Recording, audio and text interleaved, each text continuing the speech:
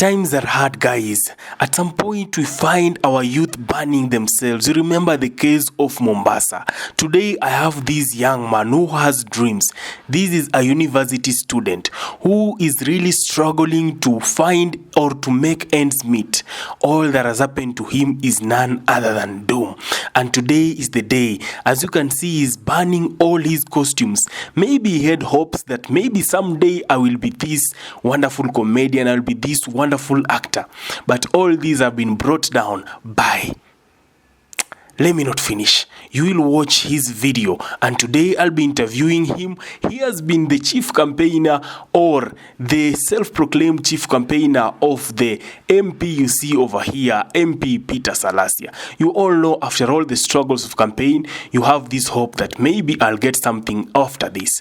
Let's get to hear his story of how he has managed to come through and maybe just sympathize with him. Welcome. Nakwambia bana tumemiss kitu kutoka kwako. Na get. Yeah. But sasa haujui behind the curtains kitu unapitia. Your personal lot yenye hawezi elewa. No. Me, I reached a time of even going to an interview. Na get. An interview nikaenda ilikuwa Pride Kenya. My friend alikuwa anaitwa Bob. Yeah, anaitwa Bob SHAKWILA. So nikaenda interview yake. I explained to people about the relationship yangu by then the MP anaitwa PK Salasia. Yeah, nikwambia venye by the PK Salasia I've campaigned for him for a long time. Mejua tulikuwa na call, bala mtu kukall anaanza kukutusi unaget.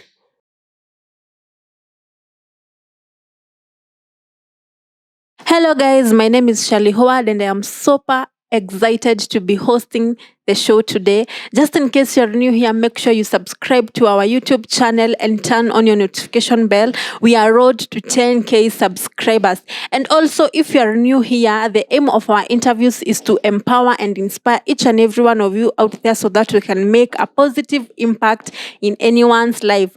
Guys, today I have a guest in the studio, a young man, and for the first time I am hosting a man in the house. And I'm so excited to be sharing his story. He's a man who's been through he's been through a lot of stuff, and I hope he's going to share with us so that you can be inspired out there. And if he'll be needing any help, I know my people will come through for him. Guys, with no further ado, I'm going to introduce Mark Otilab. Hi. Niko poa. Karibu sana to the show. You are welcome. So ningetaka ujiintroduce, utuambie majina, umetoka wapi, hivyo. Okay, the first thing, nitakushukuru Mungu for this far. And okay, mi naitwa Otilab. Yeah, naitwa Otilab Mark. Yeah, I've been a content creator, of course. And my homeland ni Kakamega. Yeah. Original breed ya Muluya. Yeah, and that is it. And I think today niko tu hapa to share a little story about me. Yeah. And it's a lot just to say today. Yeah. So Otilab, what do you do apart from being a content creator after finishing school? Did you finish high school? Okay, I finished high school. I've been in the campus. Okay. So I'm still in the campus finishing up my academics. Yeah. What's your course? A Bachelor of Science, Botany, Zoology and Chemistry. Yeah. So you had done well in your Form 4? Yeah, of course. Nice. So apart from being a content creator, is there anything else you do? Wacha masomo? Nothing. Hustle hivi. Okay, hustle ni zile zenye ziko temporary, so you can't uwezi sema unafanya kitu fulani na get, so ni different, so you can't specify to someone umekukifanya this specific hustle. Yeah. So umekuwa tu kisurvive na pesa ya mzazi? Mzazi, okay. Mzazi is not that much. I've been surviving through hustles like that. Yeah. nimekuwa nikifanya most times promotions hizi. Unajua promotions hizi za kukua BA, then you're paid a little cash for a period, then hivyo. Yeah. Okay, so I will want you to take us through your life story. Utuambie matukio ya maisha yako, ni nini kimekufanyikia hivyo. Okay, the first thing, let me start by, kuna watu nimepost status about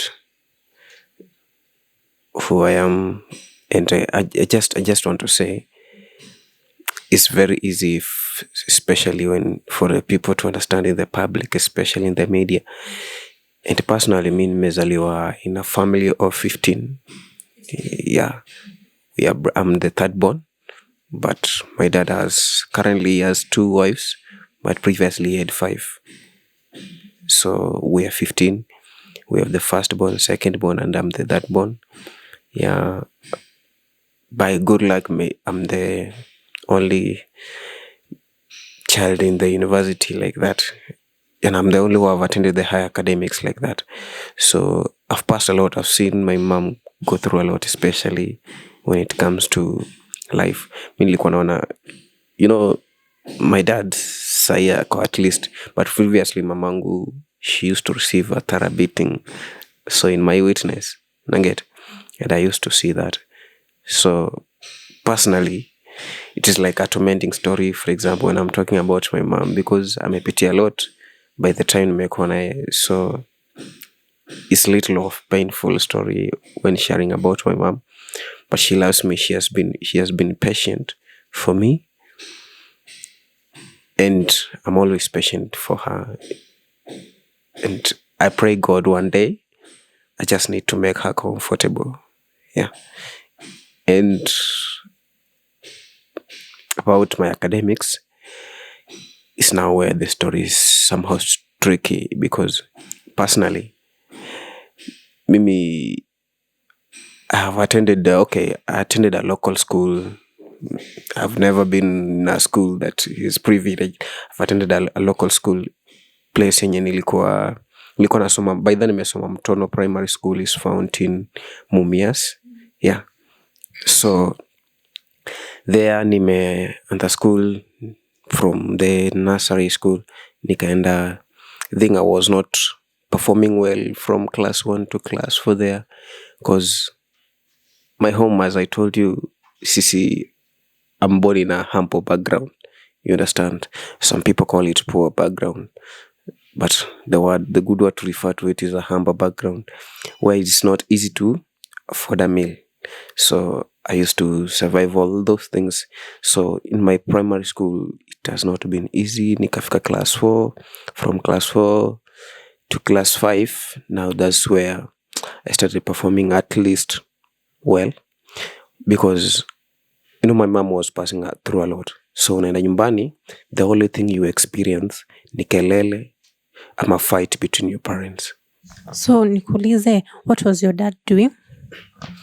Okay, my dad, unauliza in terms of work ama? Okay, my dad ni mtu tu alikuwa na lima tu, we call it peace and farmer. And my mom was just mtu anapenda kuuza hizi vitu za soko hizi maviazi, omena, like that. Yeah. And my dad, by that, he was previously nikiwa mdogo kabisa, he was an addict, but sahi he's good. He's not taking any drug. Yeah. So how did your dad manage to marry 15 wives yet he wasn't able? And then is it tradition ya, is it your culture ama? Tell us more. Okay, so yeah, my dad, okay, just to correct, it is 5 wives. So yeah, sorry 5 wives. So it is like a culture. And in Western, especially the original breeds, they believe that the more the family, or the wealthier you become, or the more strong you become. So, and also my dad used to tell me that it is very bad when people see you with, let's say, 2 kids, because they may die. So he wanted to experience, like, to have more kids to increase, we call it the chances, so that he may not, if he loses one, he has 40. So he's still a strong man. Yeah. And it is also just normal in Western that any man believes to have more kids. Yeah, like they just believe in having more kids as as a culture. So that's why my dad had that pressure. And the worst thing with that is that in the polygamous now regime is what made my dad now, we have what, the wife that is favored, the other one is not favored. Personally, I was born in a house that was not favored first. And the room nilizaliwa mimi, so before God, ilikuwa a room that ilikuwa imefunikwa pande moja. Okay, ilikuwa nyumba ya nyasi but ilibomoka. So the time I was born ilikuwa ishabomoka. So imebomoka upande moja, so umekava na hiyo nylon paper like that. So that's where I used to sleep with my mom. Yeah. But the other wives were okay, zilikuwa grass thatched, but zilikuwa at least. So yeah. And I managed to survive that. Yeah. Now in my primary school, things kept being hard, because personally, me sijaiva kiatu until class 8 by the. Yeah. And personally, I used to suffer. Mejua nimekwambia our family was poor, so tulikuwa tunasuffer hadi hizo majigas tulikuwa nazo, so kutembea hadi ilikuwa problem. You get? So yeah.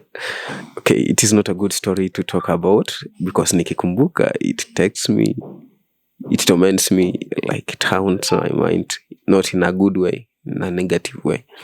So tumepitia all that, and the worst of it, mimi nilikuwa mejua shule kuna what we call, tulikuwa tunafanya hizo exams. So time ilikuwa ingefika exam, my dad used to poke to get a little cash. So hiyo time anapata cash. So jioni, for example, tunasema tunafanya exam kesho shule, hiyo ni primary. So namwambia wanahitaji shule 50 shillings for the exam. So jioni, dad used to tell me, come in the morning, I'll give you the money. So when you go in the morning, anakuchase away.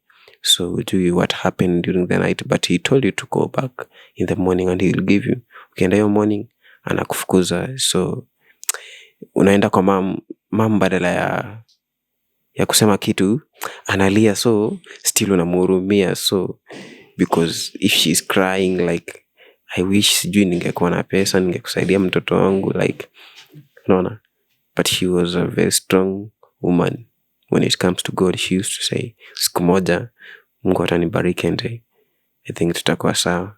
Yeah. So that's what happened in my okay. Sasa nikifika class 8, I think I used to, most of the time I used to hide kwa food soap hadi ya kufua nguo.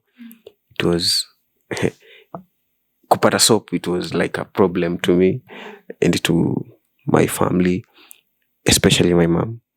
Yeah, kwa sababu, as I told you, she was not favored. She was the most hated wife in the family. Yeah.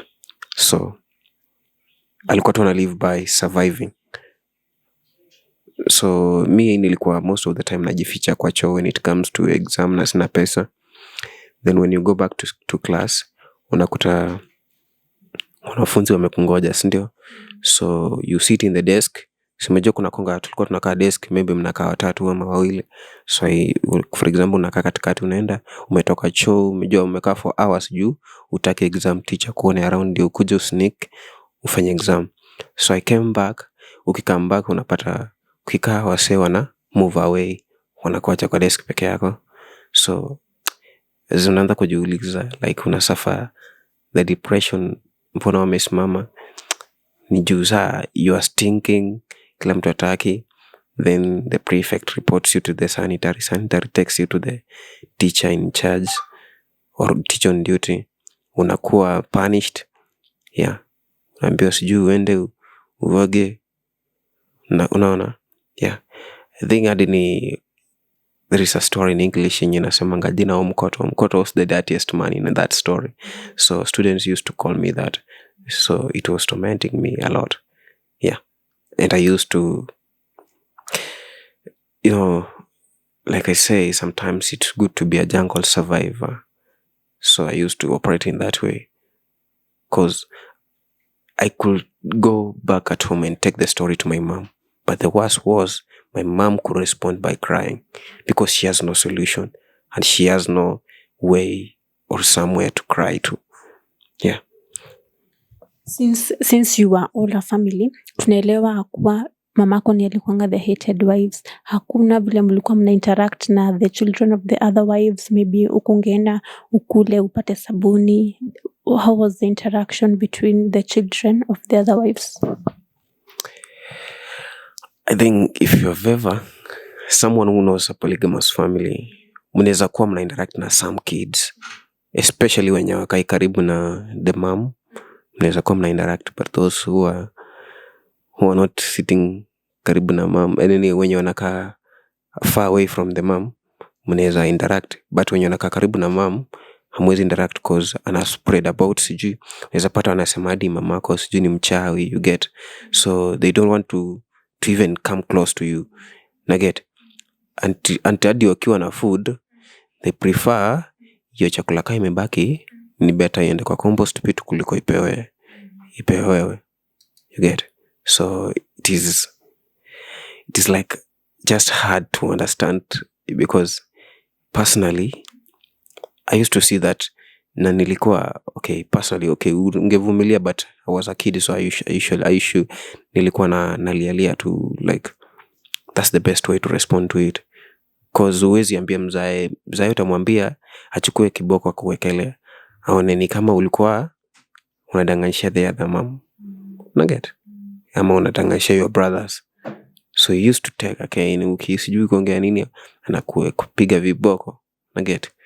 So inabidi tu ukipata situation kama hiyo unajifanya ni kama you didn't see anything, you just respond by crying, na ukiona dad anakuja around you wipe your tears very fast before he asks you what happened. Yeah. So you've come from a violent family, a poor background, acha tu vile tunaitanga a humble background. Ilifika aje ukamaliza KCPE ukafika high school, ulisoma aje? Ilikuwa na science teacher. Kulikuwa na one of the science teachers alikuwa anaitwa Jakaiti, is a Ateso teacher. Huyo mwalimu alikuwa anajua I was very bright, especially in scientific subjects, math, biology. Huyo mwalimu, he used to support me by using his revision books.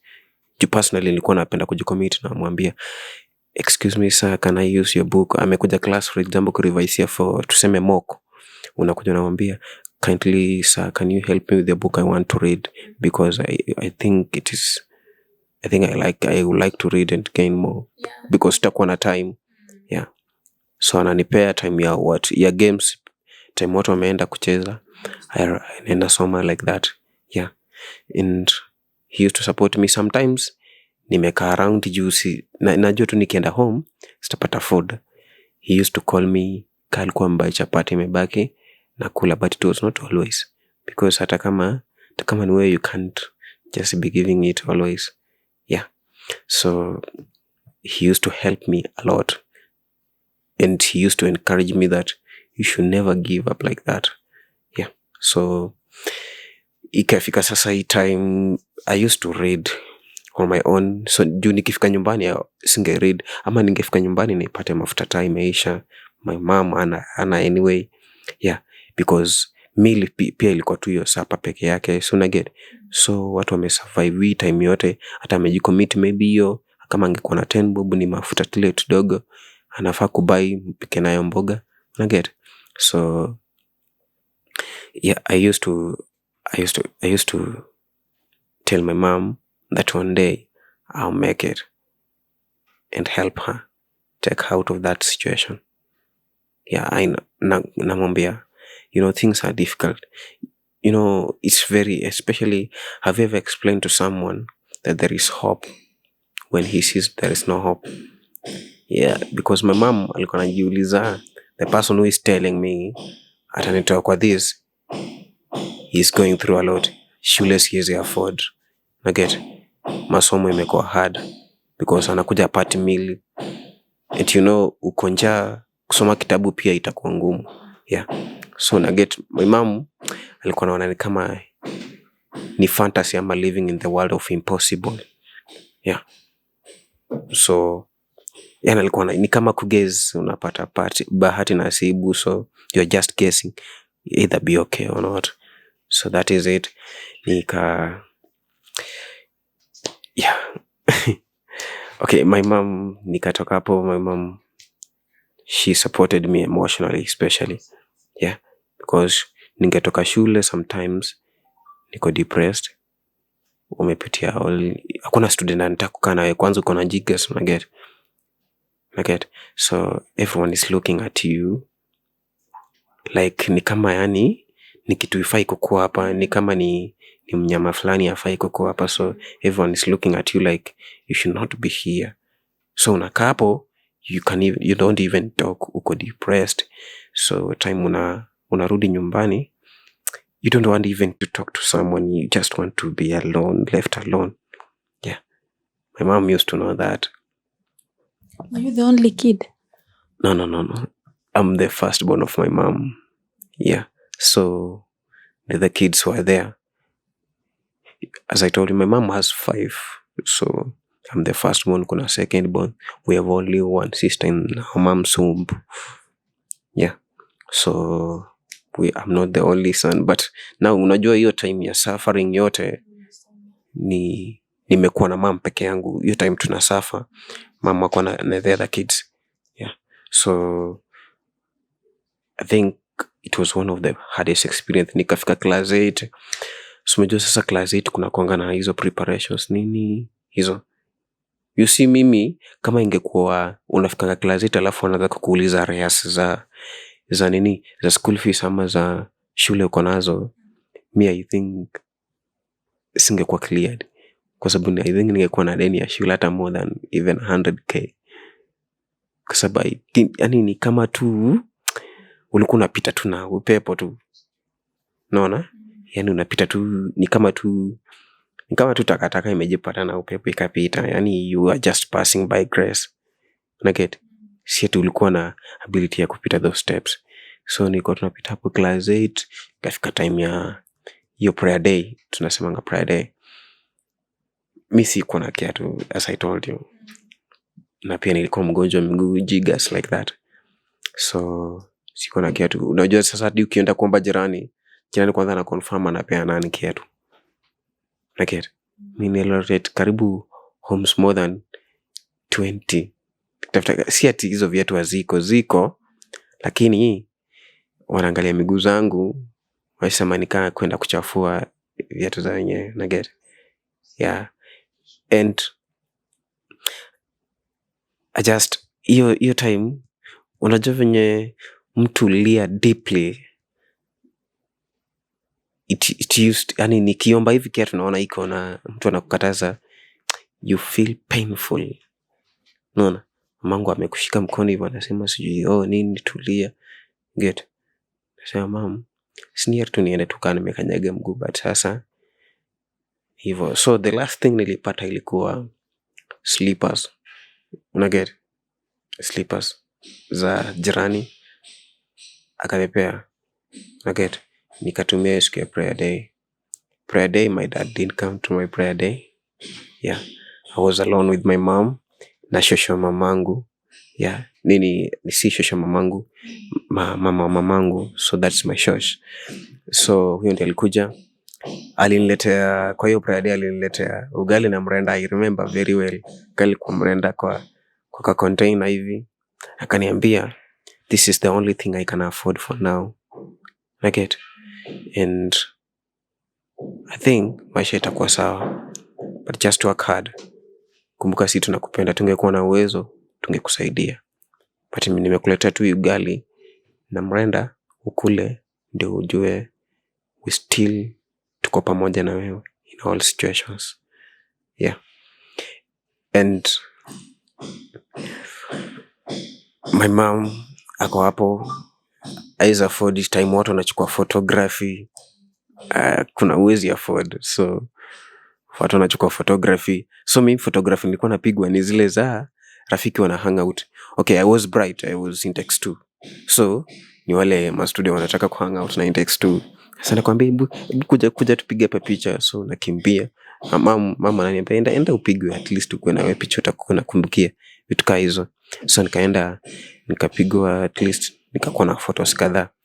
Then it was my prayer day. So hiyo prayer day watu wame index 1 amevaa kiatu na socks white, na short iko sawa. Mimi hapo niko na slippers, nini kinyasa yangu imeharuka vibaya huko nyuma, so iko na matoch kiasi. So kitu kilifanywa ni cherani ameshona tu hizo manini ziko huko nyuma, naona hizo ma repair ndio zimejaa tu huko nyuma. And I was courageous enough to face my prayer day. Nikamaliza, I went and sat for my exams KCP, and I managed to pass. I had 355. I was number 2. Yeah. So that's when nilipata at least chance ya kusema. My mom alianza kuona hopes za a better future like that, and invest in me. And I invest, not and I invest at and I invest person, I invest his mind and her all hopes in me. Yeah. So I used to watch her tell me everything, say, now you have got these marks. Yeah. And now, the worst of the worst, during my KCP exam, nilikuwa nafanya, it was a mathematics paper inakuanga ya kwanza. I was blind that time. Blind? Yeah. Nilifika exam, just to open the paper, my eyes zikakuwa blind. So it is I don't know, it's okay, ndio nakwambia, okay, to be in a polygamous family you'll understand so many things. So nikakuwa blind. So hadi nikaanza kuambia mwalimu I'm not seeing anything. Umejua mwalimu hadi haezi anafikiria hadi unaogope. Unaogope exam. Nikamwambia okay, but me I used to believe in God. So nikamwambia if they can get someone, wakaita mamangu akamwambia can you walete mtu anaweza omba akuja muombe, I think anaweza kuwa sawa. So wakaita pastor fulani akakuja akaniombea, and after kitu 30 minutes hivi nilikuwa okay. Kumbuke niko late exam already. Yeah. KCPE national exam. So nikakuja hapo, nikarudi ndani ya exam room, nikafungua paper, at least I was okay, I was seeing now. Nikafanya paper yangu. Yeah. And then mathematics I got 75. Yeah. So you were bright. Generally ulikuwa a bright kid. Yeah, of course. So after kupata 350 marks, it's 355 marks. That was a very, ilikuwa plus kabisa ya kuingia high school kuitwa. So what was your dad's reaction? Ama the whole of this time bado amenyamaza? Okay, after me passing KCP, it was the start of the love between my mom and dad. At least perception ya kukua the most hated ikaanza ku reduce. Yeah. And I had to make that work more. And I get, because after exam, so your dad is saying I'm bright, hakuna mtu amepata marks kwa hiyo home, kwa hiyo boma kama mimi. So ikabidi, so he has now to invest in me. Yeah. So at least from there akaanza kusupport mamangu kiasi. Yeah. So ndiye akatutolea kwa nyumba Kenya kako na matope hizo. At least akajenga kanyumba kama bati for my mom. Yeah. And I was happy for that, because I thanked God for making me as a transition and as a bond between my mom and dad. Yeah.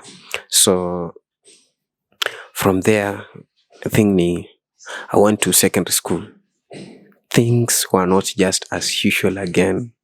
It was now like what tunasemanga in English, jumping from the frying pan to the direct fire. In my second school, my first brother alisoma Butere Boys is a county school. My second bro alisoma Lunza is because of his marks zilikuwa low kiasi 280 something. So mi nikitoka nimepata 355, nimeitwa shule kubwa. Uliitwa shule gani by the way? Ilikuwa naitwa national schools, but sasa mostly ilikuwa tunaitwa hizo county school. Kama kuna Lubinu, kuna hizo Butere Boys, hizo zilikuwa county school. Yani after there kuna na county school then national. So unapata nikaitwa, sijui ilikuwa pia Nyang'ori. Nyang'ori is also a regional. Yeah, so nikaitwa shule kama hizo. But now my brother Songo amesoma, like my brother first born amesoma biggest school kiasi. My dad could afford. Yeah, so for me nika time ya kwenda shule nikaanza kuambia babangu I need also to go to the bigger school. Kwanza nakumbuka nikisema hivyo alinislap, yeah, juu namwambia nataka kwenda bigger school. Akaniuliza kwani wewe ndio unanimake decisions siku hizi? He slapped me and my mom was there. My mom could not do anything. No. So that is it. And I was silent from that time. Nikangoja tu decide. So decide nitaenda shule. Brothangu second born alienda juu ya low marks, nikaenda tu the same school. Na that kind of marks. Yeah. So na the worst of it is that mimi, my brothers walikuwa bought hizo my uniforms, hizo ni mpya. But mimi nikiingia my second school siku ya kwanza ilienda na shati ya second born brothangu mzee yenye ilikuwa imekulwa na ng'ombe kiasi. So nilikuwa nimefua but nikaanika ng'ombe kakulwa. So mzee akasema juu akaona nilikuwa careless, akasema ulikuwa careless, mbona nika hapa ng'ombe imekula, utaenda tu na hiyo. Akadecide nikaenda na hiyo. Akanipea long yake kubwa hivi ya black na kiatu ya mtumba hivi. At least that's the first time I wore. Nimevaa kiatu yenye ni yangu sasa. As I told you, nilikuwa nakwambia nilikuwa nimepewa hiyo long kubwa na babangu like that. Yeah. And it was one of the worst experiences I ever had. Just imagine sasa venye unakaa kwa form 1, unakaa fresher, then uko na hiyo long kubwa, shati imekulwa. Hadi wewe mwenyewe you are not feeling like you. Yeah. Ufeel kama ni wewe. Yeah. So nikafika shule sasa siku ya admission. The admission now ndio ilikuwa worse. Juu unajaribu kuimagine umefika sasa ndani ya shule, umekaa hivyo and kuna other students pia form ones, the way they are looking at you when unakaa ni kama form 4 mwenye alikuwa amepewa suspension alafu sasa amerudi. Nikafika hapo, kufika sasa to the teachers wenye walikuwa wanafanya admission. Kulikuwa na senior teacher alikuwa anaitwa Agneta. Yeah, huyo madam akatuangalia kwanza, akatuuliza huyu ni form, akasema ni form 1 ndiye anakuja. Kamuuliza are you serious? Kwanza aliuliza nini wazazi wangu, are you serious? Akasema can you please go back and dress your kids very well, ama you umlete pesa mbuy uniforms or he will not be admitted. My mom akaongelesha kwanza. Umejua venye mama huo ulia, asema tafadhali mwalimu, sijui nini, hata kama unataka nipige magoti nitapiga, lakini mwache tu akwenda ndani ya shule, tutafuta pesa tulete uniform. Anajua tu obvious atapata, but sasa she's trying to convince the senior teacher anipeleke ndani ya class. So tukakaa kitu 5 hours tukingoja tuko admitted. Yeah. And it was very painful for me. Najaribu kuimagine mamangu amekaa hapo hajakula, kwa njaa. Yeah. Tunaangalia tu watu wakipita, watu wanatuangalia venye tunakaa. Yeah, so Nikasema is okay. Kaambia mamangu one day things zitakuwa sawa. Still hoping hadi mkiwa kwa hizo mashida zote. Yeah, unajua tu okay, huoni way, but at least uko secondary school, so unaona there is hopes. So told my mom, because mwenye anafaa kuencourage ako discouraged already. Unaona? If your mom mwenye anafaa kuencourage ako discouraged, what can you do? Then sasa unatani kama sasa wewe ndio mzazi wake umconvince like that. So nikamconvince, nikajaribu kumencourage, nikamwambia mom, things will be okay like that, acha tungoje tuone watasema nini. Wakaenda meeting zao, wakafanya shughuli zao, wakamaliza, you get. So it's like that, and I was there patient. Yeah, kuna kitu moja mamangu alikuwa ananiambia, patience pays and never give up. Hata time nilikuwa naona ame give up, but still anakuambia never give up. Unaona? And you just follow up her steps, because anakuambia kama mimi personally ningekuwa sivumilii the beatings na mateso nimepitia kwa hii boma yenu, ningekuwa nisharudi kwetu na kaa huko, ama ningekuwa nisha cancel kitu inaitwa ndoa. Yeah. So she told me you should be patient, utapitia every problems, but one day Mungu ata go through. So that's how I survived. Now nikatoka hapo, wakarudi baadaye 5 hours later, hata tuna pesa sijui admission, tuna full, tuko na kiasi, unaona.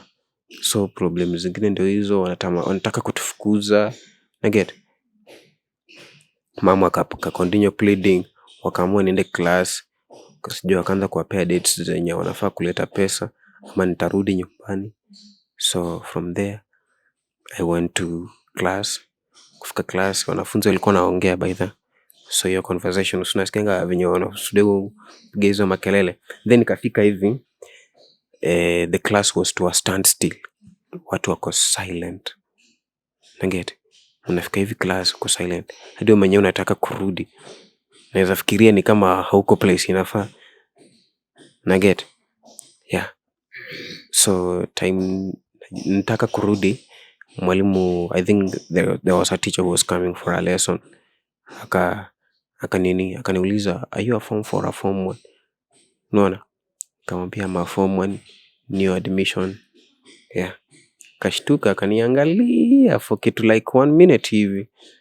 Anichunguza ni kama anaona namdanganya. Unaona? Akaniambia basi enda kaa huko nyuma. Kile nikakaa huko nyuma, kukaa nyuma, wanafunzi wakasonga mbele. Juu venye nakaa, yani juu wao wako na mashati hadi zinakaa new, hadi zimepasiwa, zinakaa wembe, yani kiangalia unatamani tu na matai mpya. Wewe hapo kuna shati mzee imekulwa na ng'ombe, so they're just looking at you like it's like an animal if haiko kuwa hapa. Unaona? Yeah, ni kama you are not supposed to be there. So I persevered. By that time nilikuwa na decision mbili kwa kichwa. One, niache shule and I will never come back. Two, because sitaki kuona mamangu akiteseka, I should just kill myself and go away.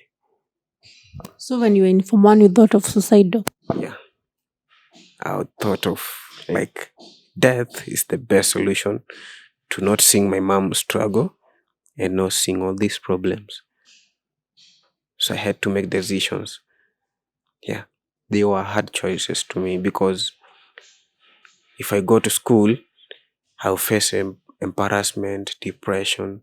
People don't want to interact with me. You get?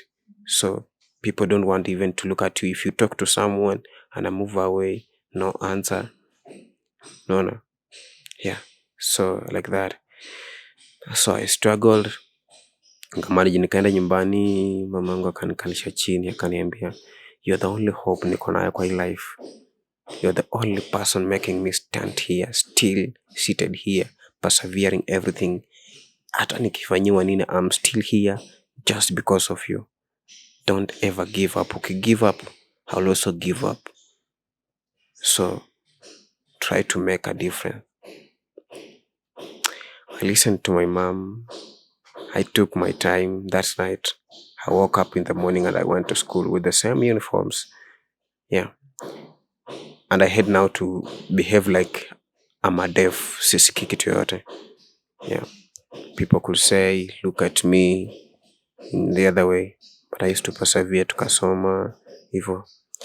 Yeah, in the progress nikamaliza. I was also performing well. Nikifika form 3, my principal alikuwa anaitwa Martin Wamoi. He saw that I was bright. Then he decided that I should go to the boarding. Yeah. Then so my parents wangelipa tu hizo pesa normal, but the rest hizo budget za nini principal angelipa. So from there at least nikaanza kuwa na life comfortable zenye inaweza soma, but not comfortable juu hakuwa ananipea ati sijui kitu alinipea tu ni hizo money ninaweza ingilia hizo uniforms, naweza kuvaa my uniform mpya form 3 by the junior principal alinibuy like that. So from there ndio nikabuy, akanibuy uniforms hivyo, but that's the rest. The life was still that's the way it was. At least you were not going home. Sikuwa naenda nyumbani at least kuface wazazi wangu wakigombana, sometimes wakipigana. Sikuwa naenda kuface hizo vitu. At least nilikuwa nimeondokea, but still jua as much as you're in school ungejaribu kuimagine hata siku moja unaweza enda nyumbani upate mtu mmoja amekufa cause the violence was too much like that. Yeah, it was that bad. But I just kept on working hard. Kasoma, unaka maisha boarding kwanza ndio was. Hata sina zile nini. Sina food venye watu wengine wanasemanga sijui unaweza buy hizo makangumu ama hizo mandazi ukule. Experience the life of the canteen nini. Canteen maybe uende tu hapo ku hang out na chai, uombe msee akutunie. Yeah, so that's what I used to do, and I just tried my best like that. And nilikuwa sometimes hadi ukiwa usiku, for example, kuna by the my bed opposite bedmate alikuwa ni I think kwa walikuwa na pesa kiasi, walikuwa na buy makangu mingi ama mandazi mingi, anakuja anaanza kula usiku. Siku moja niliamua kumuomba, so akaamua badala kunipea, nilimuomba yani persistently sana. Junja ilikuwa inaniuma na bado sapa iko tulikuwa tumekula ugali but bado sikuwa nimeshiba, so nikamuomba. Akaona niko persistent sana, badala ya kunipea tu vizuri akanirushia. Unaona venye mtu anakulingia. So mimi nikashika tu, sikuangalia nikaa ni issue. Na get. Yeah. Nikachukua tu nikakula tu, bora niko sawa. Yeah. And I just smile because of me respond to most things negative by smiling, because as much as nafaa kukasirika na kasirikia nani. No. Still life ni yangu na things are not changing. Yeah, so that's how I responded to it like that. So I managed my academics, maneuver around, nikafika form 4, nikafanya my CS, KCSE, manage kupata B-. Yeah, B- with all those problems. Yeah, the bond between my mom also increased more. So wanaweza at least, walikuwa wanaweza still at least kaa pamoja, wanadiscuss about venye naweza enda shule. Yeah, wanasema sasa venye mtoto wetu amepata B-. Hadi babangu before alikuwa ananiambia nataka uende jeshi juu hangefikiria naweza pita exam. Na nitakutafutia polisi ama jeshi, uende recruitment hizo manini, uende ambia uanzange kukimbia sijui asubuhi nini train. But mimi nilikuwa naambia mamangu wenye wanasema mimi siwezi enda kwa hizo kazi. Okay, si kazi mbaya but mimi siwezi enda hizo kazi. I'm going to work hard na nitaenda university by force. Na nikaambia mamangu just pray for me. Niombee tu. Mamangu did that and I managed to survive at least. Nikapata hiyo grade, and after getting B-, now I went to Kenyatta University. Yeah. Kenyatta University, I came there just as a name, but now things were not easy. Mi niliingia KU, the highest cash as a university, as a graduate mwenye anaingia, nimeingia na 2k, the highest budget nimewaikuwa nayo. That's for a whole semester, 2k. Babangu ndiye alinipea 2k. Hizo ni baada ya sijui ya kuuza manini nini, hizo vitu mingi tu. Hizo 2k. 2k nimefika ndani ya shule, nafaa kununua makafuli, mabeseni, na get vitu mingi, mashuka. Hostel ama ulikuwa unakaa wapi? Lakini ndani ya hostel huwezi enda kulala kwa mattress bure juu hawa providing hizo mashuka, mablanketi. So hizo 2k unafaa kubuy hizo makufuli ya kufunga mlango ya hostel, ubuy hizo mashuka, ubuy hizo mablanketi zikusaidie. No. So at the end of the day nilikuwa na less than 500 shillings zinafaa kunisukuma semester mzima. It was one of the worst moments of my life. Unajaribu kupicture ndani ya KU, but advantage ni ndani ya KU that time, hiyo nikiwa first year, ugali ilikuwa 7 shillings, sukuma 5 bob. Yeah. Then nyama ilikuwa 22. So ungedecide kukula ugali. Sasa umejua nilikuwa najisacrifice morning, lunch, nakosa kukula. But sasa hapa unanunua ugali mbili, hizo ni 14 unanunua na unaongea kwa 7 bob. Then hizo ni ugali mbili, 7 hizo ni ugali mbili, so ni 14. Then unakuja unanunua sukuma ya 10, hizo ni vijiko mbili. Alafu unaambia yule mama supu, kuna supu anakuwekeaga na kujazia supu. So nakula ugali, at the end of the day umeshiba, uko sawa. Yeah. So mtu akikuangalia uko tu sawa. Yeah, so that's how nimepitia that life. Yeah, in 2019 hiyo ndio time nimeingia shule, na pia ndio time nimeingia kwa hii life tunaisema content creation. Yeah. So my first experience in content creation was the worst. Nilianza content creation second semester 2019. Hapo ni kulikuwa na jamaa fulani alikuwa na actor, alikuwa anaitwa Prince Ken by that time. So nilimuuliza natamani kuact. Unaona? Sasa mimi kwa akili yangu nilikuwa najua ukiact unapata pesa mingi. Watu wanapatanga maelfu mia juu, unaonanga ma content creators wana post hadi wako na magari hivyo. So mimi nilikuwa tunajua nikiact nitapata pesa. So nikamuuliza nataka kuact bana ni. Akaniambia unataka kuact? Unajua content creators hupata pesa mingi hivyo. Sasa venye ananiambia unaweza pata hata 100,000. Na hiyo ni second semester nimekuja fresh. Nilikuwa nimepewa kitu 3,000 na mzae. Nafaa kukuja sasa kutumia for the semester. So akaniambia hivyo, mimi nikasema kumbe naweza pata pesa mingi hivyo. Akaniambia sasa, nikamwambia sasa ni shoot video moja. Unaona? Akaniambia hakuna shida, lakini sasa video moja video kushoot. Kwanza alikuwa na simu, alikuwa na shoot na simu. Akasema mimi ushoot na simu. Simu yangu iko powerful hadi inatoshana na hizo makamera unaonanga sijui za TV za nini. Nikasema hiyo iko sawa. Hiyo ndio itakuwa sawa.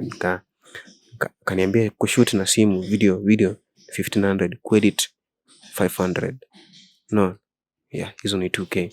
Then kuna 3k na zinafanya siku semester. But ni juu niko sure nikishoot na hizo 2k zikishaisha hivyo nitapata 100k juu nitakuwa nimepost video watu nitapata 100k. So nikampea hizo pesa akashoot.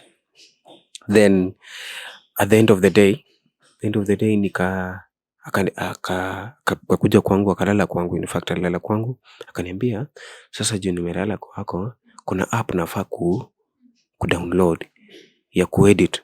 Hiyo app ita cost kitu 500 hivi. Na get niskonda pesa zote 500. Nikasema mimi sina issue, bora hii sitaleta 100k. Mimi sina issue, ni kutoa tu pesa. Unaona? Juu italeta 100k mimi niko sawa, mimi sina problem. Na get. So nikaamua nikampea 500. Akasema na pia sina food, so utabuy food. Na get. Yeah, so nikampea hizo so moja akakula lunch na still tena amelala kwangu. Unaona? Baada ya kuedit hiyo video akadelete hadi hiyo app tena. Unaona? hiyo app. Unajua alitumia simu tena akadelete yenyewe, so hataki nitumie hiyo app. Nilimwambia nitumie, akasema no, hii app kuchukua ni utabai na kubai ni pesa mingi. Hata kuniambia sijui nitawa karibu 10 hivyo. Kasema hizo sina sahi. Unaona? But nikipata hizi zenye video nimepiga nitakuja unipe. Unaona? So ni hivyo, mimi nikapiga video. Kupiga video nikaanza kungoja sasa hizo pesa. Ndio alikuwa amenifungulia YouTube channel. Nikaanza kungoja hizo pesa. Sioni hata.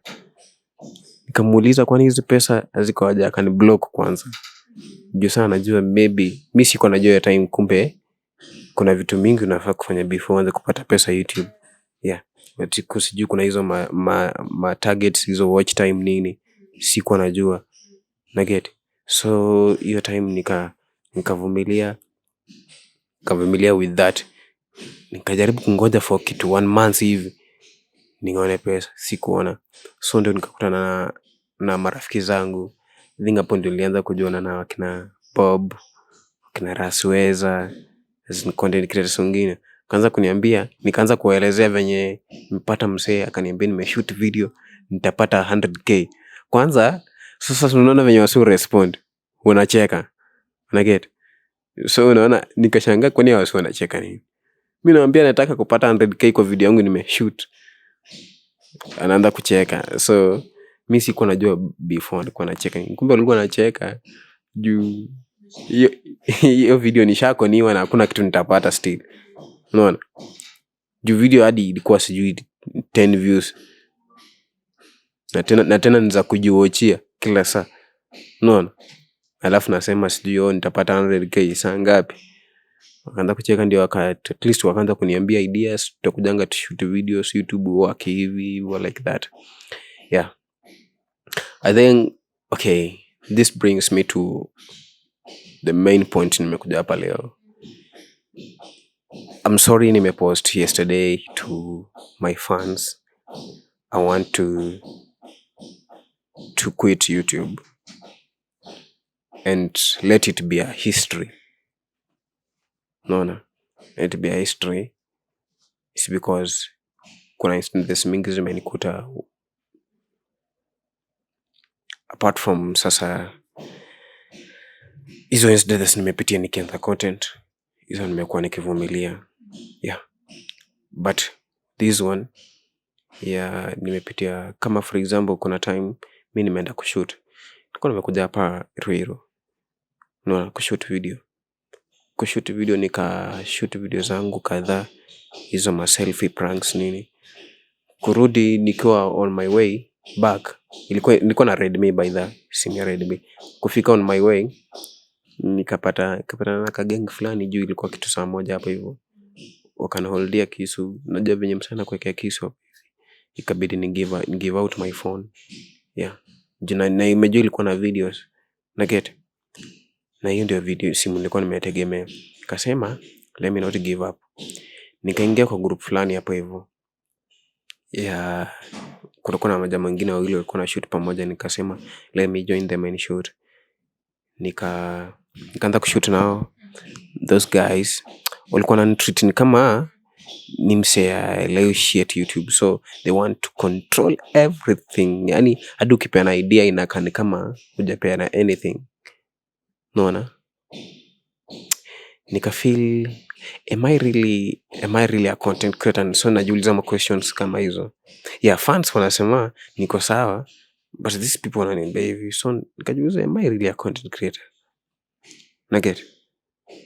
So I had so many questions in my head. Ama niache tu hiki kitu. But I kept on moving. So nikamove hadi naweza omba msee. Nikakuja nikaanza kuomba msee simu. Unaomba msee simu, as in venye msee ana respond kukupea simu, as in anakugombanisha, anakuambia bana hii simu si ununue simu yako sijui nini. Sijui ni content creator si ununue. So naona vitu kama hizo zina count kwa kichwa mpaka una feel acha tu niache hiki kitu. Unaona? Unakutana na wasee, unakutana na fans kwa njia, wanakuambia bana tumemiss kitu kutoka kwako.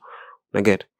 Yeah, but sasa haujui behind the curtains kitu unapitia, your personal lot yenye hawezi elewa.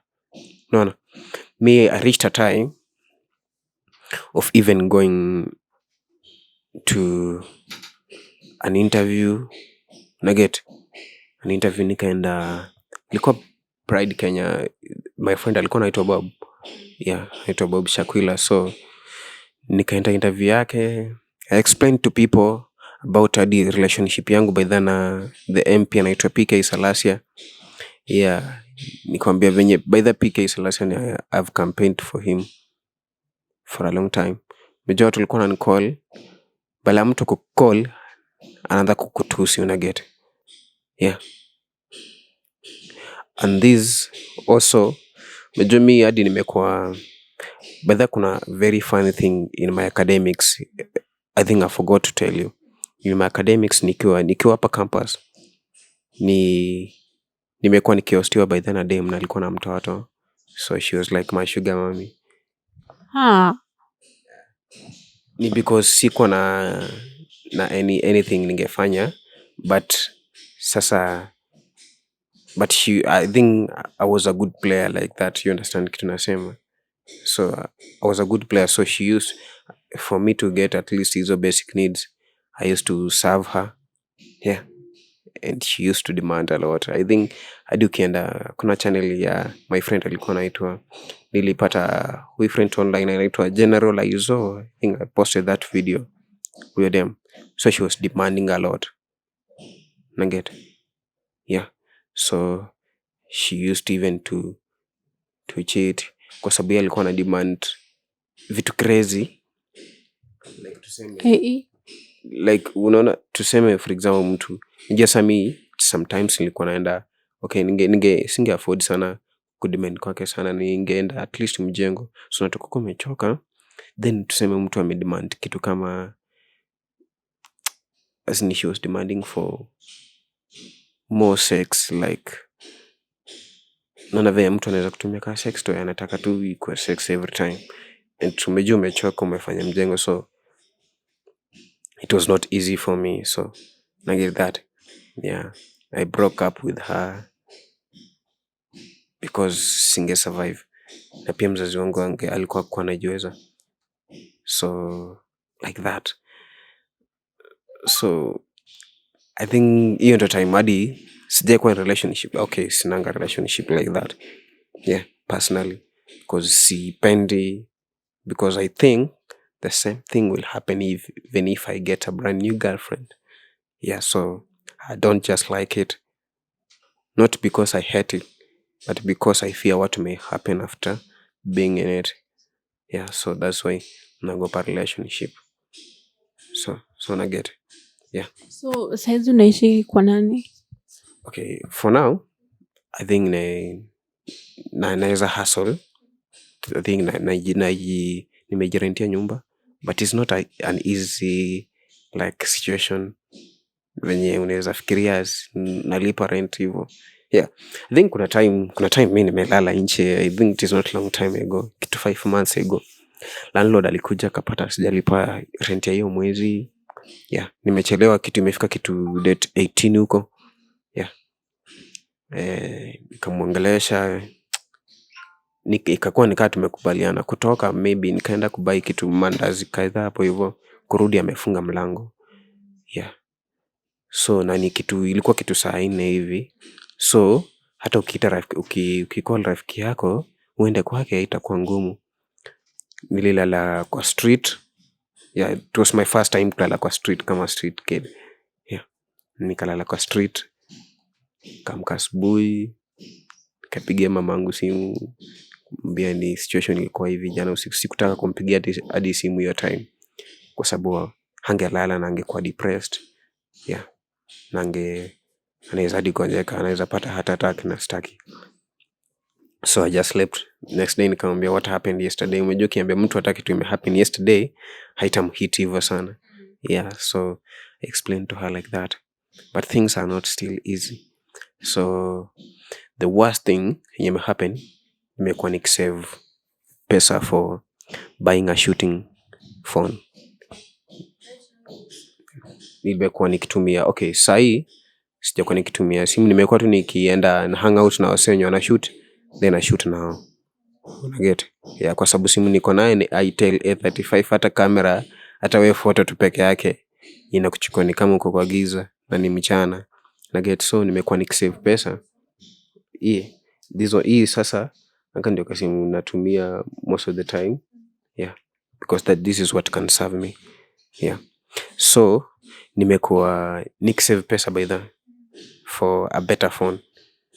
Nilikuwa nimefikisha kitu 43k, yeah. So hizo 43k nimekuwa nikisave for a phone for a very long period of time. So there is this incident yenye imehappen. Nilimit na msee akiwa na hiyo simu, alikuwa na iPhone sijui 11, yeah. Kaniambia hii simu, nikamwambia pesa niko nazo, kaniambia naweza kuuzia na hizo pesa ama nikupunguzie tu na dao moja. Kasema is okay, juu ni iPhone 11, I think itaniserve. So nikamwambia saa tutamit wapi nichukue hiyo simu. Akanipea place tunaweza meet, yeah. Kaniambia nikute kitu 6 ama 6:30 hapo. Nikafika place alisema kitu 6:30 hapo hivyo na naget, yeah. So kumngoja, nikaanza kumngoja, akasema anakuja, akalate hivi kiasi up to 7:30, ya kuna kagiza kiasi. Kumbe naye alikuwa na plan zake. So ni kitu 2 days ago, what I'm talking about, 2 days ago. So wakanichukua every cash nilikuwa nayo. So walikuja wakiwa wengi, kuja akiwa peke yake? Hakuja akiwa peke yake. Sasa mimi nilikuja, akaanza sijui kuconverse, akasema sijui nini. Akaniuliza umekuja na pesa kwanza? Kaambia niko nazo hivi, nikamuonyesha, nikampea. Unaona? Akaniambia sasa tuonane. Nikamwambia na simu. Unataka so wenye walikuwa nataka nikamwambia okay, acha tikwe hivyo basi. Let it be what you want. Enda tu na pesa, mimi niko sawa the way I am. Enda tu na pesa. Juu saa hadi sina contact zake, hatukukutana ati tulikuwa tume text ama tume call. Ni mtu tumekutana. Mimi nilimwambia I'm just okay with the phone ama with the with everything yenye umefanya, just go with the money and the phone. Mr. Kiko kwa harmed, I get, because as much as ninge struggle, they were 5 people and ningefanya nothing. The location ilikuwa wapi? Okay, ilikuwa KM, but sasa huko ndani karibu, unajua place inaitwa, unajua kiwanja, Ilikuwa an open place? Yeah, ilikuwa open place. So zilikuwa hizo sides za okay, kuna manyumba but sasa si place msee anaweza hadi still ungepiga nduru juu ni magiza hivi, hujui chenye mtu anaweza kufanyia, you get. So that fear, nikaona tu between my life and this, acha tu pesa iende na everything, then nirudi kwa jumba. So it was not an easy thing, it was not an easy decision. Nimekaa siku karibu mbili nikimake these decisions, and these things happen just because of YouTube, naget, yeah. How many subscribers do you have? Sai it was 2.6, yeah, 2.6k. Monetized? Yeah, of course. And as much as okay, iko monetized, iko sijui na kitu 11.98 USDs, yeah.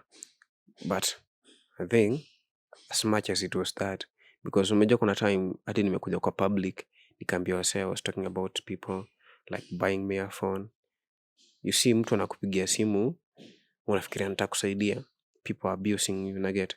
Watu wanaona you are using them kujisaidia like that. And for me, siwezi toka hapa niende nidanganya fan who supports me, naget. Then nimwambie sijui ni buy this, ndiye ninajua niko na ability ya kubuy. I can't do that, naget, because I trust my fans na there are people who will watch my videos as much as, so I have to trust them in anything. Na niko na problem, me personally sinanga relationship. Na get? And so most of the time I prefer sharing my issues on my social medias with my fans. Yeah. So unapata most of the time ukishare nao people wanakutusi. Mi niko interviews zote nimekuwa kuna generalize nikisema nime breakups na anything, watu wakanitusi, wengine wakanitusi, wengine wanakuambia vitu haziko, nasema sijui cloud chase. Una get? So every situation ya reality about me yenye najaribu kushare wanasema is cloud chase. Chukuli seriously. Chukuli ni kama joke. So still hata ningesema nisha lose 43k zenye nimelose saa hizo simu za kubuy simu ya kushoot. Unaona? Nilikuwa ni buy a good phone, ama kiwezekana nikisave money ni buy a camera. Unaona? Still ningesha kwa public wangesema this guy is trying to use our minds. Unaona? So that's why, because it has happened like that, it is not an easy thing for me to vumilia or to persevere with. Ni bora tu I surrender with YouTube. I just want to tell all fans, with due respect, this is a special message to you from Otilab Mark. That I'm quitting YouTube just because of the situations I've told you. I can't keep on sacrificing my life, sacrificing what I can take, even sometimes na never go common. No, by get poor. No, just to save for better things on YouTube. And then at last, vitu zinachukuliwa to that easy. Negative. Nimepora almost more than 3 times.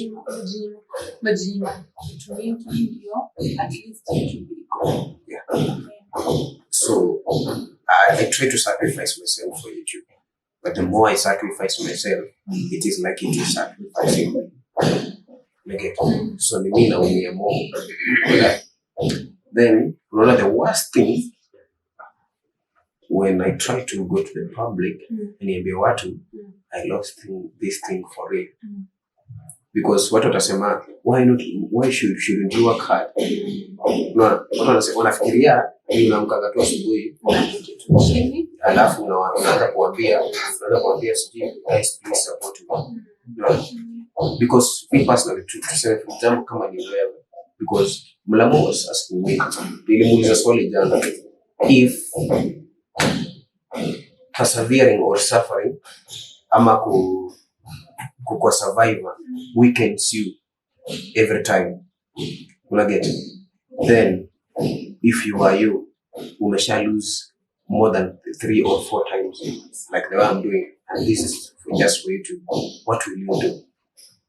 Najua kunijibu akasema tu sijui just have to persevere, tena kuambia the same statement, sijui only survivors can.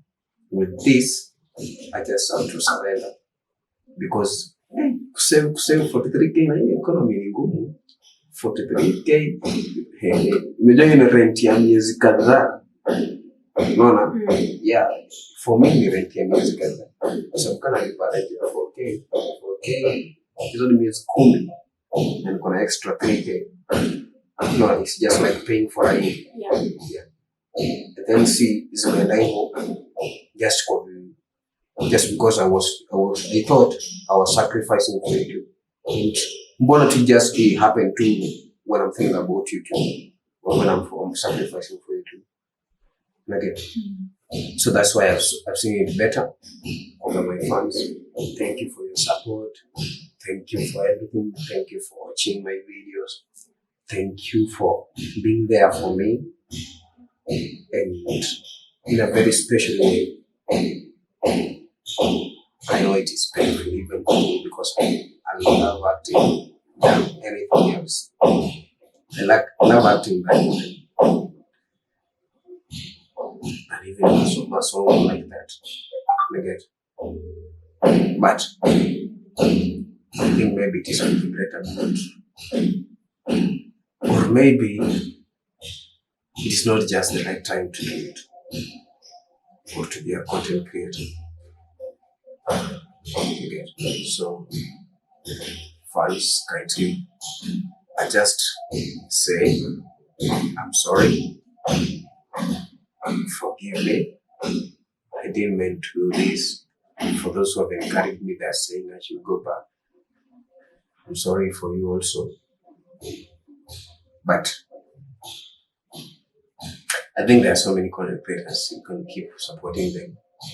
You can still encourage them to continue with YouTube, still make them champions. Yeah, maybe this is not my thing. Just I want to say, for those who are seeing this video, sorry, this last instance imenimaliza kabisa. I think you're talking in disappointment. Kulingana na video umesema, kulingana na the last incident, sio kitu down sana. So the words that we see right now zinatokana na that incident. So I would just advise you to give up. Yes, me would just advise you to give up. No, you know, there is one thing you don't understand. I'm a jungle survivor. But sometimes you may be surviving in jungle without food. And eventually you die. So I told you I do this as a self-sacrifice. Because what you say, you're a content creator, so you're not a self-cash, you know, hustle, you have to hustle to you for what you get. And say your sacrifice will be everything you make to that. Then tomorrow to say you believe in your fans, or you believe in the media, so then tomorrow I'm posting a video. But guys, I was personally I'm a comedian and I'm a content creator. So when I post a video, guys, I was stolen a phone. Kama nimeibiwa, nimekoniwa pesa in that very simple way. Tomorrow, what you receive is a call or different calls, even chats. Mtu anakuambia acha jobs, sijui unafaa, sijui kufanya nini. Lakini hadi wanakutusi. No, mimi nimepata enough words zenye hadi kurudi social media kuambia mtu. Say for example, ati sana nimesha lose hizo 43k zimenini kurudi social media wasikuambia mtu. Kindly support me. It cannot go back. I cannot personally. Because I know what I will receive in my Tusi, rejection, no, and I don't like it personally because my family at home depends on my decisions. Yeah. My mom is suffering, my family is not rich, so I have to do a lot to make sure they survive. And I was not even sending one shilling for them, just to make sure I will buy a phone and continue with my shootings, so that one day if it makes, or one day if God wishes, I make it to the top. And this is what happens. And it happens every time when I'm working for YouTube. No, you come at the first incident in Goa. Msana called about shooting. Second, umepata umetoka shooting videos kutoka asubuhi. Umekaa njaa, umeshoot hizo videos karibu tuseme 10 kwa simu. Kurudi simu inaibiwa, umelose content, umelose simu yenyewe, you have to go back to the drawing board. Client ndio inakuuliza, you don't have clothing, hujabai kitu yote, kuna food. You see, everyone is watching. You see, and people know you are a content creator. No. Then tomorrow unapata pia people ukienda kumpa mtu simu anakwambia bro, wewe kwa creator si uende upige video, si uende kuambia YouTube kupata ile mtu anakujibu venye anataka. No. Yeah, kwa sababu kwa creator ndio. Because the only person who can support you is your fan. Like it my dad and mom could have supported me. But then they don't have the ability. And personally, say I'm a grown up. Okay? So many people depends on my decision.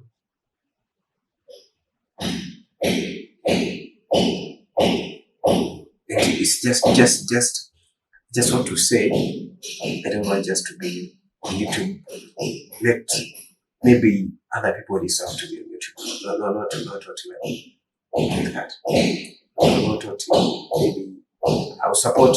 I'll be watching the videos like that. Okay, but are you saying? You know that there are still hard decisions to make. So if now ukipata mtoto kwa simu, you still don't want to go back to YouTube again. I thought that the phone inafanya nini because sasa hivi unafanya shoot. You know what I'm trying to do? It's not that I've never done before. Because every time I don't like relationships because the person who used to take care of me, the strings attached. And she had a kid like that. She used to use me as a sex. So I don't have any relationship with me.